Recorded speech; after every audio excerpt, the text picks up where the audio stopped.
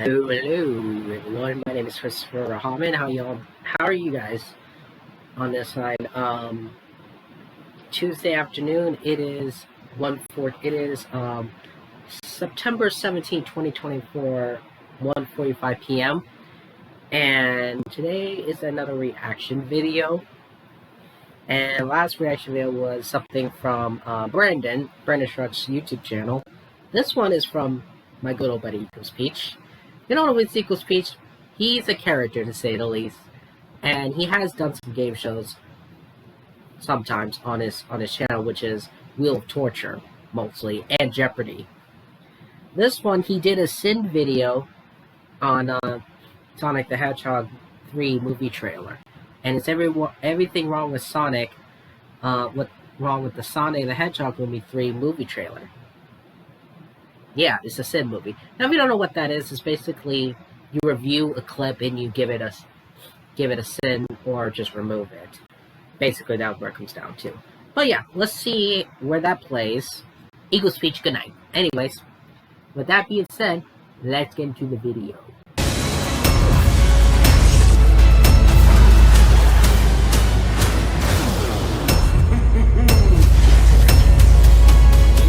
This movie exists. I mean, about damn time, right? I heard so much buzz about it on Twitter that I'd have thought it had already come out. Not even a movie, just the trailer. Didn't they finish filming the live action scenes 5 months ago? How long does a few CGI scenes take, for crying out loud? I don't get it. You thought teasing Jim Carrey and The Lonely Island was going to have me excited to go into the theater for another dramatic comedy fest, but they're not enough to save me from my immense dread for this movie. There are just too many rumors and hints being dropped suggesting that this movie is going to be rated PG-13. If this is proven true, it would be the first piece of Sonic media to ever be rated that high, notwithstanding any asterisks involving Shadow's history with dabbling into semi-automatics for no good reason. Either way, I've already suffered enough anxiety from playing Sonic Forces. Somebody please tell me Jeff Fowler considered all the illness-stricken innocent little girls that are going to be seeing this movie. God save Alila Brown. Oh, fucking damn it!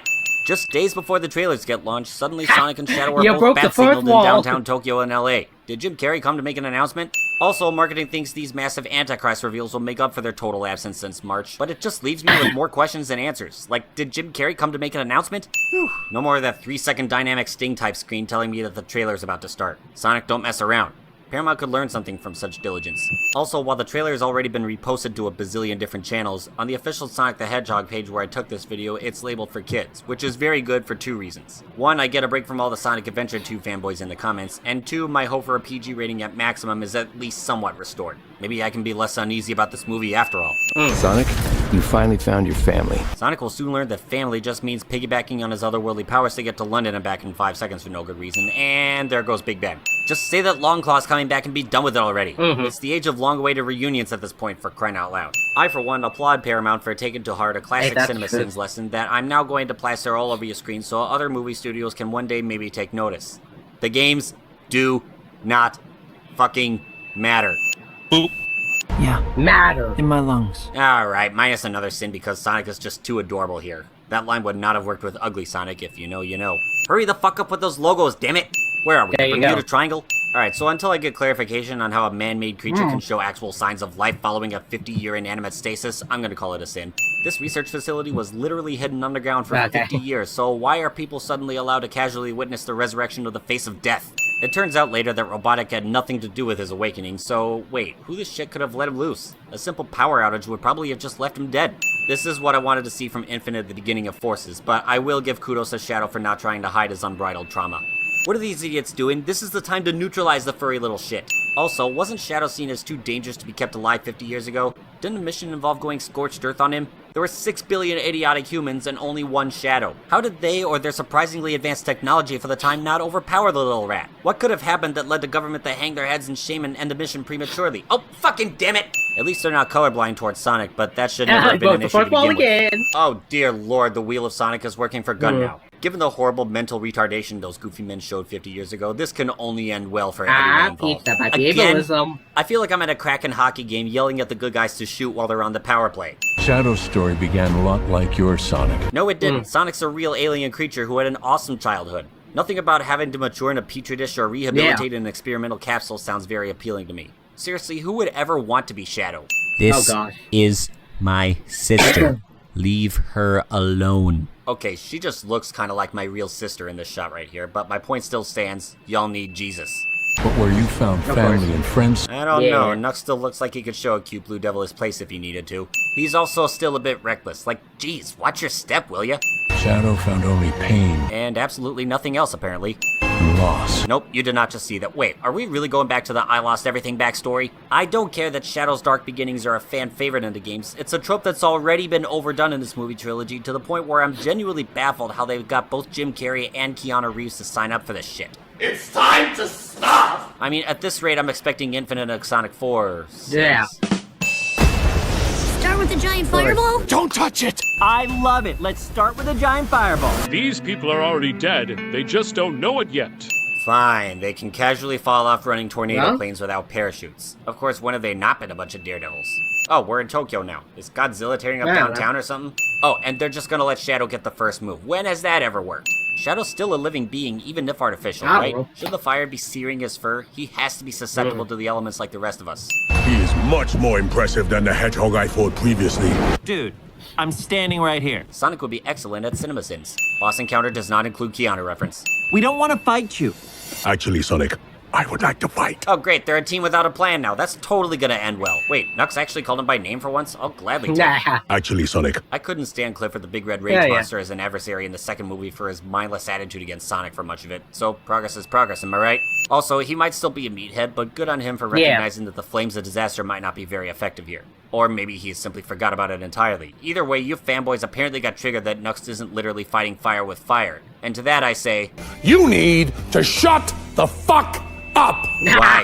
Why is he allowed to be so casual with his attacks? I hate it, but I get it. The good guys are supposed to have no answer, not to mention the sly callback to his best moment in Sonic 06. It's still pretty damn funny.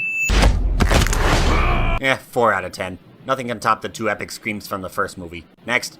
My turn. Dude, Sonic just said it was his turn. Leave the poor fox boy alone. But then again, this is the level of uninhibited rage I've always wanted to see out of the Ultimate Life Form, so I guess it cancels that shit out. Can we just talk about this? When will Sonic ever learn that when he's getting his tail handed to him is not really the best time to reason with his opponent? That has to be a broken bone at minimum. But we all know he's gonna walk away from this relatively unscathed, which is some bullshit. And how does the town on either side of the river not get flooded? That's the power of expects editing. a giant underwater lab to surface, so they wouldn't have any sort of levee system to shield them. Is anyone going to bother getting a shot off here? Holy shit, they're going to kill off Tom, aren't they? Well, his hairy bottom probably deserves it. He knows a bit too much from his 4-year experience with the extraterrestrial. Makes perfect sense, so that's minus a sin. Suddenly, no space. I can't believe I'm saying this, but we need you-know-who. You're not suggesting who I think you're suggesting. We have no choice. Who's controlling this mech? This is a bad idea. When has that ever stopped me? I don't Yeah, know. Tails, that's kind of like running face first into bad ideas as his middle name. Alright, I gotta take a sin away from having Jim Carrey in the fat suit. This guy is clearly having the time of his life. You just can't knock it. Also, that's me in my computer chair at this point, minus another sin for relatability. Doctor.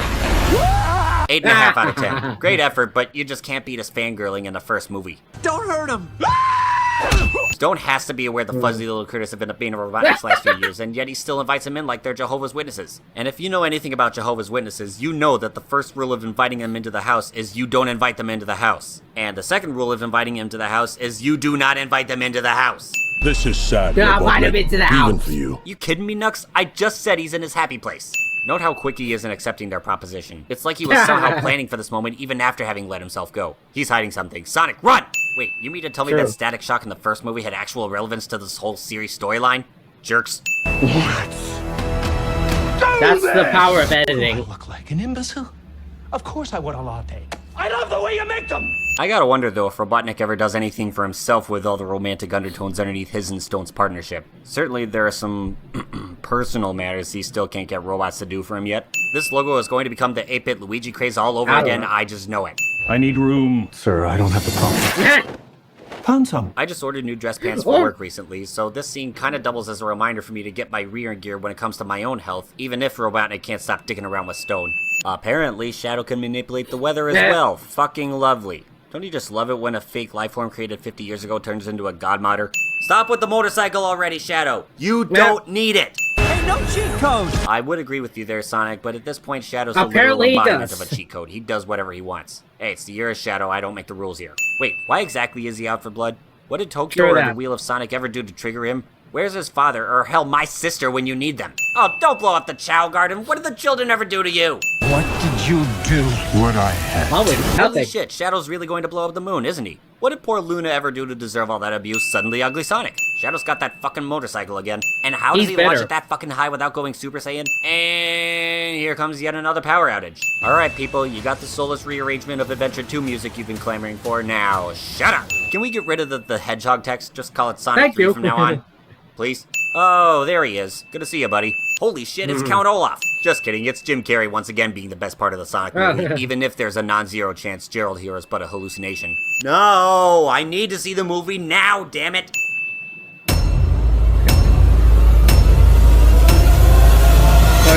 Really? You let Disney get their Mufasa trailer out first? What? Jerks. There's been a high-level security breach. We don't want to you. Actually, Sonic, I would like to Oh no!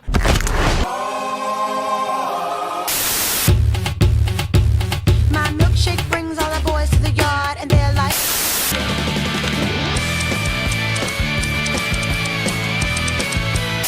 Hello, hello, hello.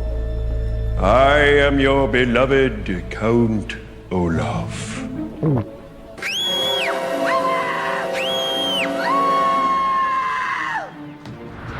From the Grinch. Love that. The Grinch! Grinch? I don't know.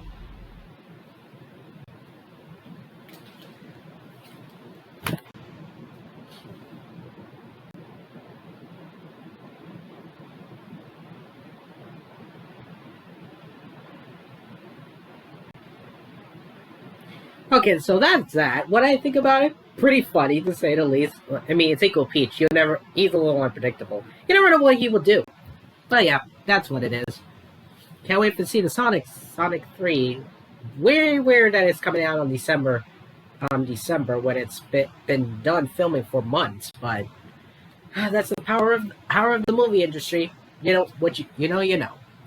On that note, that's gonna do it for this reaction video. Want to see more? Subscribe to my channel, click the bell icon, and you'll gladly see more. If you want to request a video to be react to, let me know in the comment section below this video, or just include the link if possible. I'll get to it as soon as I can. That being said, I'll see you all in my next video coming soon. Peace.